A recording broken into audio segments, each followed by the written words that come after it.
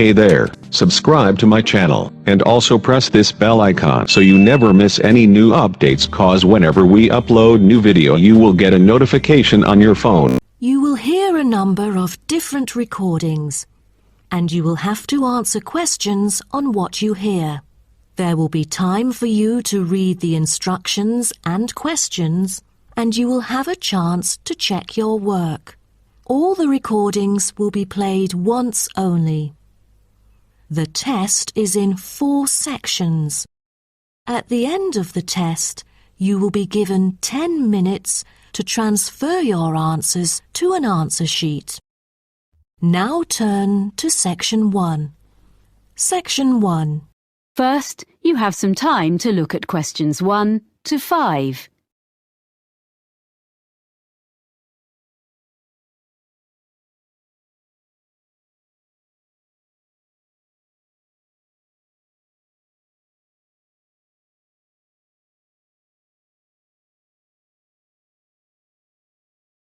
Now we shall begin. You should answer the questions as you listen, because you will not hear the recording a second time. Listen carefully and answer questions 1 to 5. Hello, how can I help you?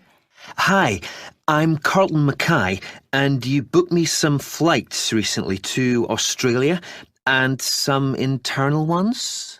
Oh, yes, Mr. Mackay. I remember you now, of course. Well, I find I'm going to need car hire while I'm in Sydney after all. I think you said you could recommend a good value company? Yes, that's right. Cost-wise cars. They're very good and don't charge lots of extras. They have 3 offices in the Sydney area, including one office right at the airport. So I'll just book it online? Yes, you can book online, but you should have their phone number too, just in case. Of course.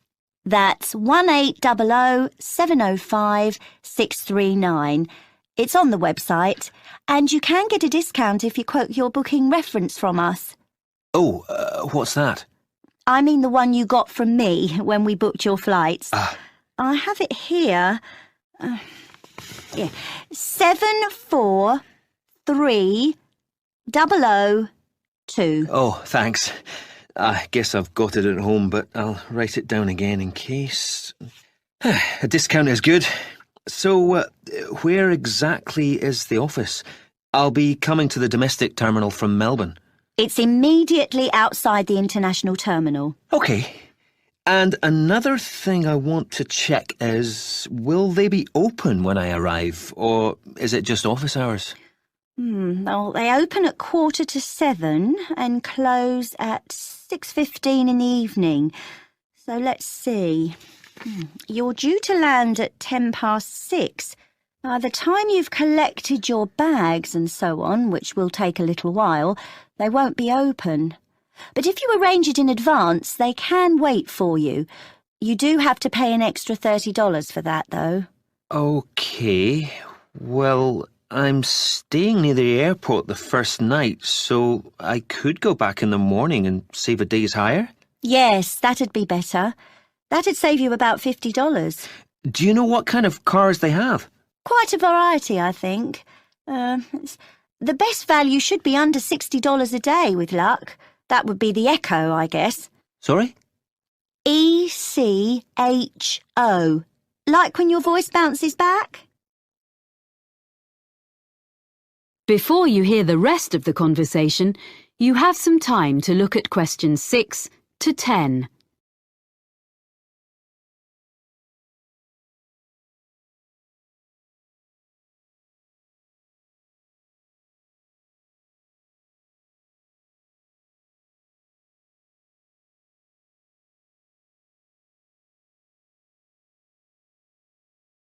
Now listen and answer questions 6 to 10. I suppose I have to book online before I leave? That's the best way. They won't deduct any charges until you finish with the car, but they do need your credit card number when you book, and of course they'll want to see your driving licence when you collect. How long will you need it? I'm in Sydney for 7 days. I'll only actually need to use it on 3 or 4 of those days, I hope, but I'll keep it for the whole week. I guess it's going to be a few $100s. Can you suggest anything I can do to keep the cost down? Oh, you get quite a big discount if you do less than 1,000 kilometres in the week.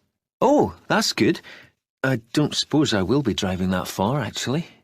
But, oh yes, the other thing I should mention is the insurance. It's included in the price. Oh, that is good value then. Yes, but what you must remember is that it doesn't cover anything except the car, so you must be careful not to leave anything at all in it when you park, because your luggage isn't insured, even if it's out of sight, locked in the boot. Yeah, well, I think my travel policy will cover that, actually. Good. OK, and can I return the car outside office hours? My flight home is very early in the morning. Can I put the keys through the door or something? There's a secure box just outside the office on the pavement. You just drop the keys in there. Oh, good. And one other thing, you should remember to buy petrol before you leave it. If you don't drop the car back with a full tank, you get charged to fill it. I recommend you go to a supermarket before you go out to the airport. Thanks for the tip. Not at all. Do call in again if there's anything else I can help with. I will. Many thanks. That is the end of section 1. You now have half a minute to check your answers.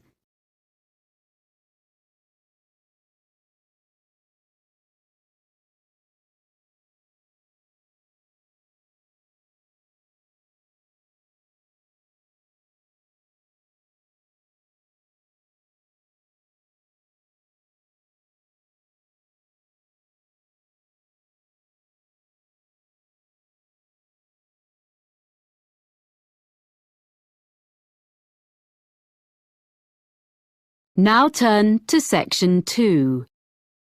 Section 2. First, you have some time to look at questions 11 to 15.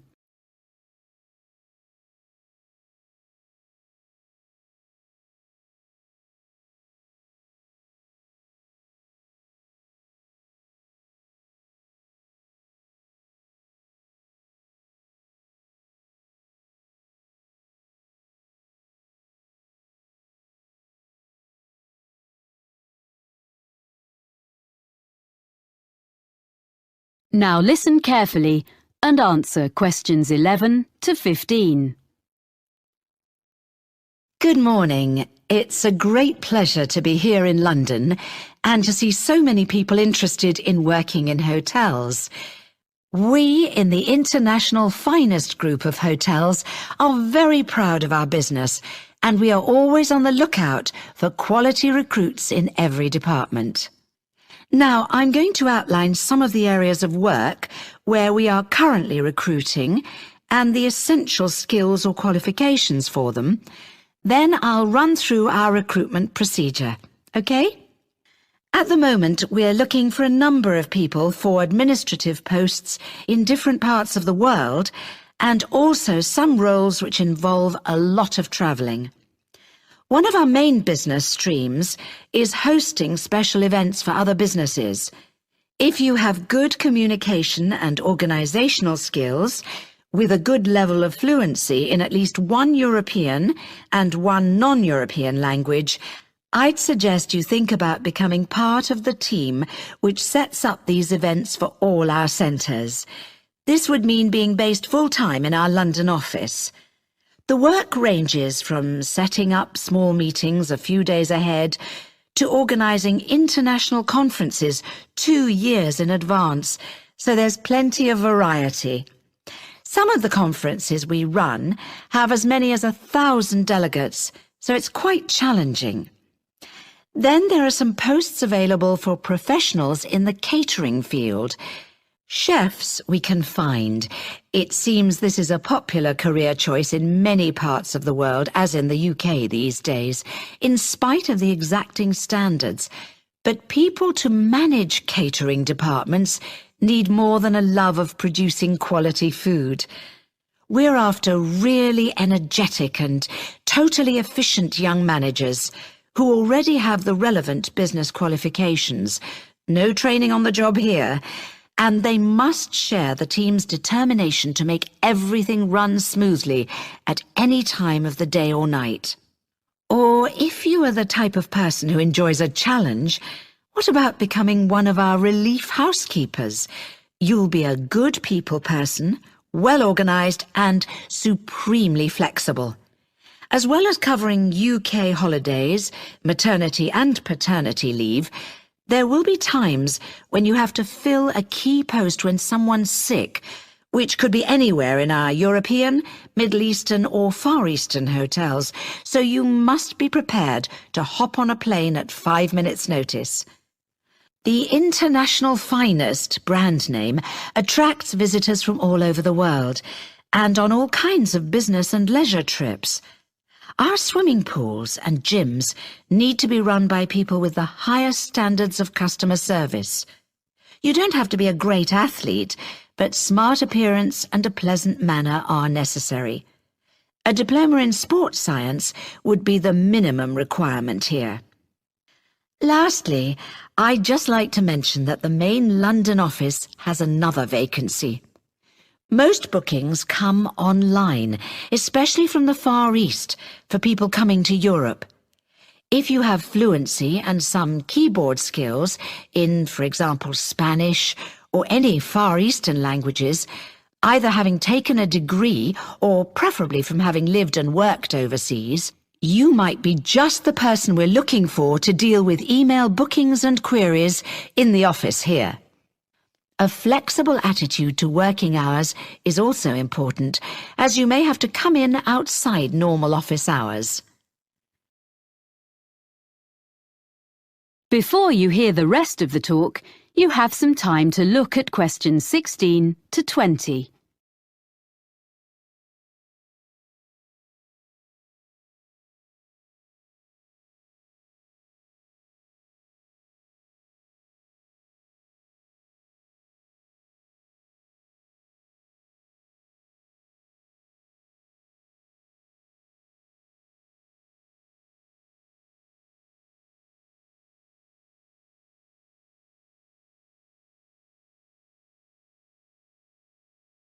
Now listen and answer questions 16 to 20. So that's an overview of the kind of jobs. Now, how to get them. First of all, provided you have a UK work permit, you can go online and register an interest in working for us.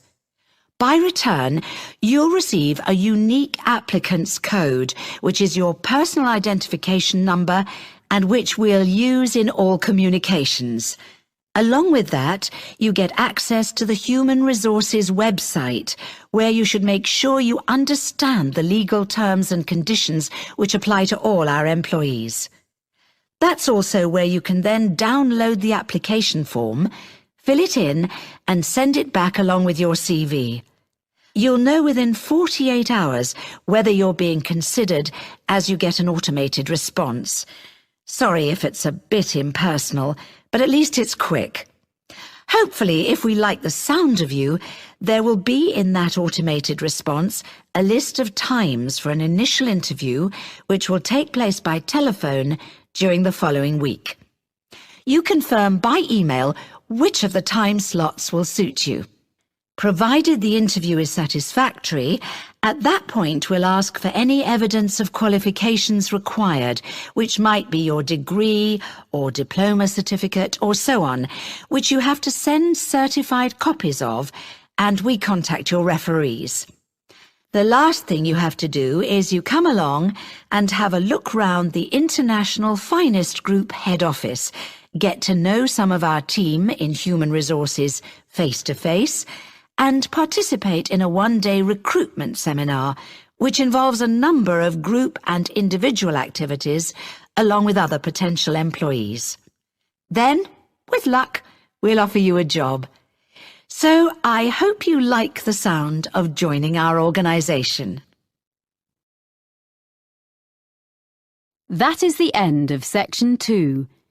You now have half a minute to check your answers.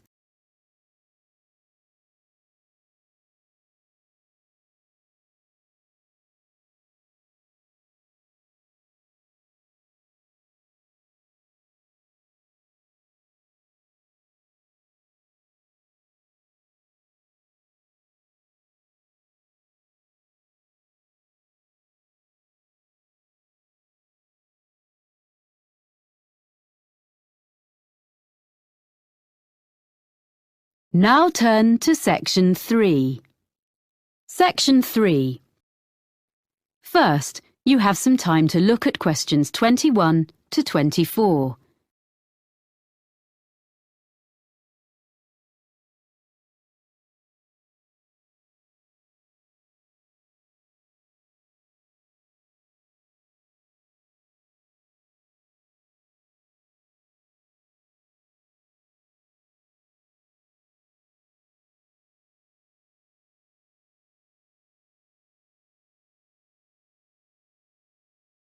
Now listen carefully and answer questions 21 to 24. So, let's hear what you're doing for your next project. I've decided to design a roof garden for a supermarket. I've been looking at some on the web, and I think that a garden on top of a building is the up-and-coming thing. Okay. So you've done a bit of reading already? Mm-hmm. What benefits would there be for the client? Why do you think a supermarket chain would be willing to meet the expense of construction? You do realize that would be the first thing they raise. Yes, I know.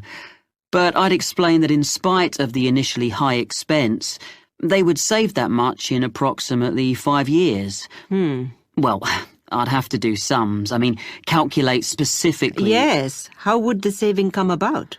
Mainly through lower heating and aircon bills. The extra insulation offered by having a layer of living plants in the soil would make a huge difference. Okay. But they might feel the expense of maintenance would be an issue. After all, supermarkets don't normally employ gardeners. What I thought was, if they made it a community garden, rather than a simple low-maintenance green roof. So there'd be public access? Oh, yes. Then there'd be a sense of ownership in the local community, and people could take responsibility for it, instead of the supermarket paying a commercial company, and it would really boost their public relations. That's a good point. And have you been looking into how roof gardens are built nowadays? I'm still exploring that. But if I take advantage of the latest technologies for roof gardens, it shouldn't be too difficult. But in any case, you have to use lightweight materials. But that's a matter of making the right choices. You can even use quite traditional ones, such as wood, for the planting areas. Yes, that's what I thought. It'll look good, and it isn't too heavy. But for the basic construction, the issue you have to address first is the material used between the building and the garden.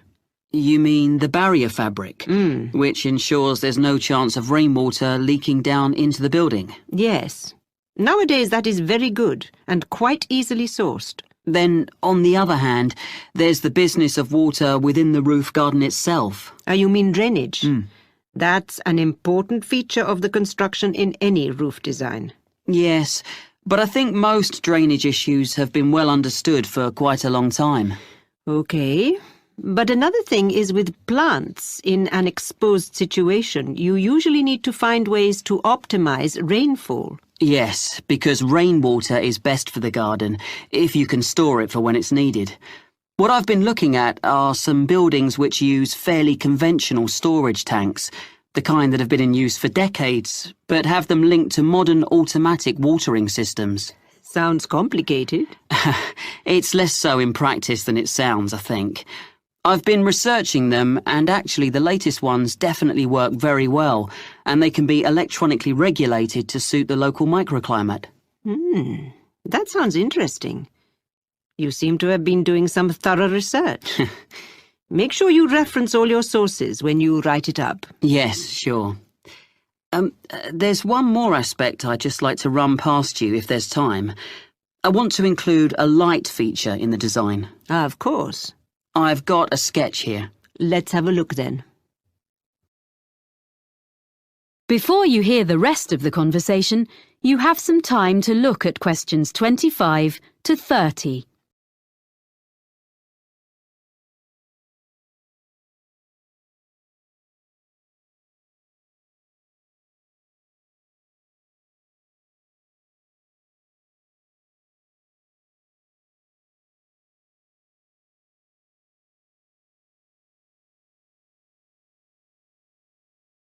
Now listen and answer questions 25 to 30. Well, I was really impressed by something I saw on a roof in Cornwall, and I'd like to design something similar. You have an area of planting, and I'm thinking of installing this lighting in an area filled with low-growing evergreen shrubs. You'd have to have lights and things well away from anywhere children might be. But I can see this could be very effective, if a bit complicated. How would it work? On this drawing, this is a section view. You have this low wall on the right. Yes, that's it. This is just one element, and these areas would be repeated all round the planted area. I think this will probably be a wooden wall using reclaimed timbers with an angled ceramic top surface. Perhaps even ridge tiles, like they use on roofs? Ah, yes. That'd be just the sort of thing. And that'd make it weatherproof. And then the heavy-duty electric wiring comes up through the floor just outside the planted area and into the wall. Then it's brought through to a projector low in the side of the wall, and that sends a beam of light along the fibre optic cable. So there's no electricity in the actual lights. The fibre optic goes across the surface of the soil in the planting area. Yes, that's the beauty of it. The shrubs will soon grow to cover it up, of course, and then the cable goes past a wooden post, which is between the shrubs and can be a support for them as they grow bigger, and then runs up into each element of the installation. So the light beam is carried up to the top of each element and illuminates a kind of conical glass cap? I see. Is that the bit which would glow in the dark? Yes. And what's the cap supported on? Is it a wall? No, it's a slender acrylic rod, like the stem of a flower or mushroom, which the cable runs up inside of. Well, I'll be interested to see the final drawings. Oh, thank you. I'm looking forward to putting it all together. That is the end of section 3. You now have half a minute to check your answers.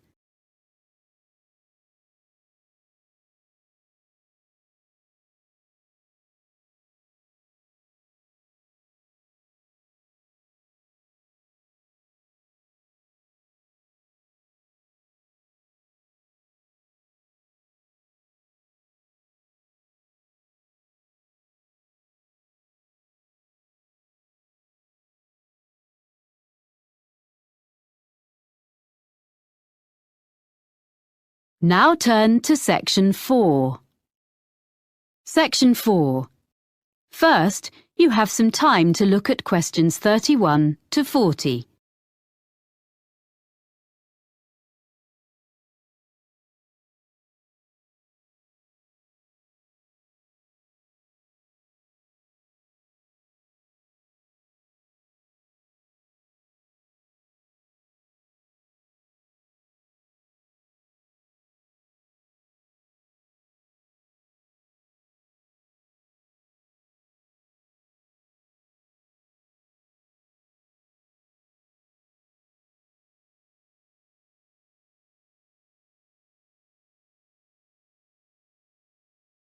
Now listen carefully and answer questions 31 to 40. First, I would like to tell you how the Argus computerized photography system has helped marine researchers. Then I shall talk a bit about sand collecting. Well, Argus is the system Dr. Rob Holman developed when he was working at a research pier on the coast of North Carolina about 20 years ago. This pier stretches out over the water, and it's the longest research pier in the world, with an observation tower on the end of it. The researchers there make precise measurements of how the sand moves about under the waves. This research is critical to the study of beach erosion in places where the coastline is being worn away. The Argus system helps to solve the difficulties encountered by these researchers. The system correlates the data from under the water with what Dr. Holman gets from his fixed camera, which is mounted above the water on the pier and uses time-lapse photography. Some of Dr. Holman's results have changed the way people understand how sand moves. To quote S. Jeffries Williams, a coastal geologist with the United States Geological Survey, the system is a critical piece of new technology, and the Argus system allows us to quantify and document visually the changes to the coast on a variety of different time frames. A lot of these take place when there is a storm, or at other times when it is difficult to have people out on the beach making observations and taking measurements. Up to now, Argus installations have been installed in places in Oregon, California, Hawaii, England, the Netherlands, Australia, New Zealand, Spain, Italy, and Brazil, as well as in North Carolina. Now, I'd like to introduce Dr. Holman's sand collection. He started collecting sand in the 1980s, and he still collects it now, even though he has around 1,000 samples. They come from his travels and from geologists and amateurs all over the world, and the collection includes sand from each continent, including Antarctica. People send him sand in envelopes, plastic bags, paper towels, and all sorts. Each is stored in a glass jar, which Dr. Holman labels by latitude and longitude of its origin, as well as he can work them out. Sometimes the information is a bit sketchy. Anyway, it's mainly geology students at the university who study his collection, and they can learn a lot from it. For instance, one set of tubes displays sand from the east coast of the US, so you can see that the sand gets lighter and finer from north to south. By the time a grain of sand eventually washes up on a beach in Florida, at the southern end of that journey, it has been battered by waves for a long time, so the grains are fine and rounded, because most of the time sand is not stationary on the beach.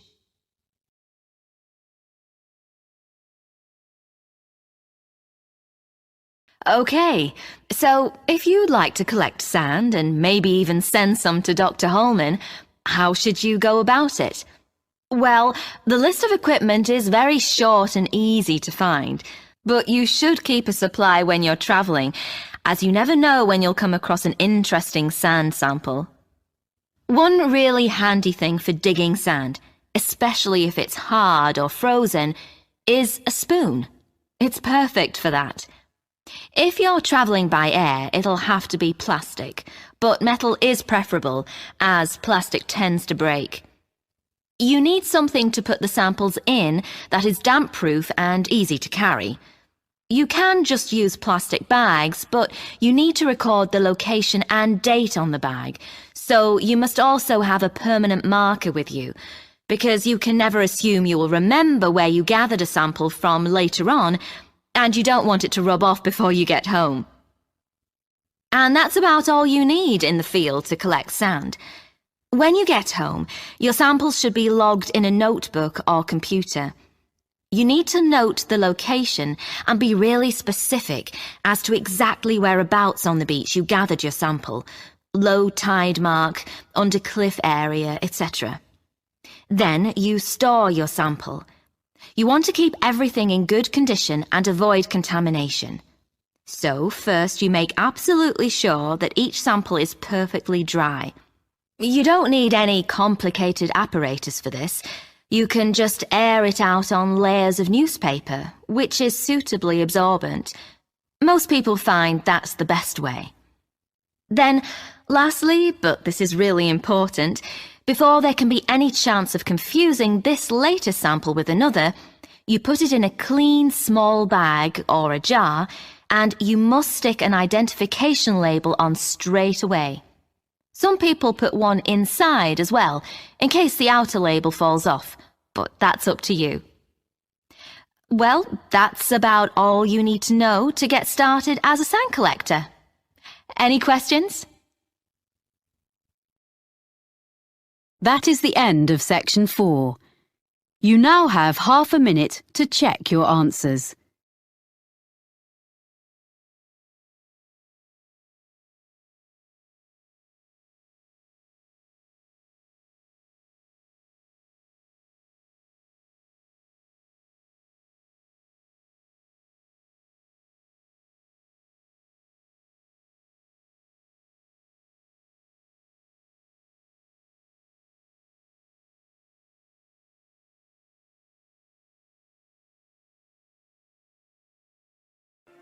That is the end of the listening test.